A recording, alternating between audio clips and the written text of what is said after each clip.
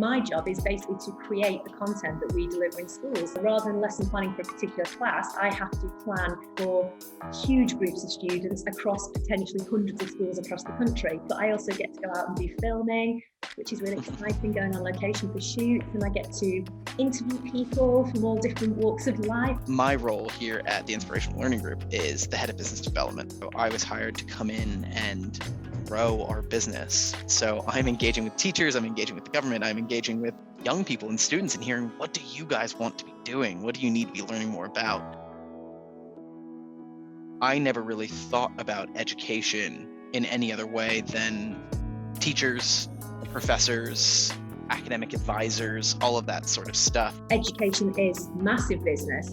Many academy chains will have CEOs, they'll also have finance managers and accountants working for them. I'm baffled how I never would have picked up on education as a business, as a growth area. It's a part of the world that's never going to go away. We always will need to educate young people. You can earn an absolutely fantastic wage and still be doing that thing that you're passionate about, if that is the educational space.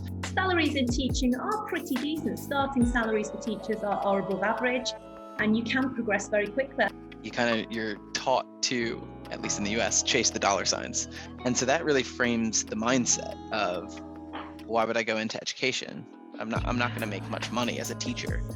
I can see that that's just not true at all. There's a lot of money in there if you're prepared to work hard. One of my favorite elements of my university career was our adjunct professors, individuals who weren't even qualified professors. They didn't have teaching backgrounds, but because they had so much industry expertise, they would come in and share that knowledge. And I always felt like in those settings, I learned so much. I wanted to work in sales when I was actually at university, and then I very last minute decided I would go down the PGC route, and I worked in schools for nearly 20 years. I did my degree, I went and did a postgraduate PGCE, which is probably the most traditional way into teaching. Then you do your year's QTS. And yeah, that was kind of how I went into it. But what I then realised later on in my career was how many different ways there were of getting into teaching that didn't have to go down that more traditional route. I found myself in education after a number of career moves. So I started my career in New York City in retail. I worked for a women's fashion brand. Moved to the UK, got a master's degree, then went into management consulting. Then I was in a tech startup. And now here I am in the education space. So I think Beck's made a really good point about the fact that this career path and working in education in no way has to be linear at all. So you could be a tech person for an education firm, for an ed tech company, startup, and you're a software developer. You're still in education.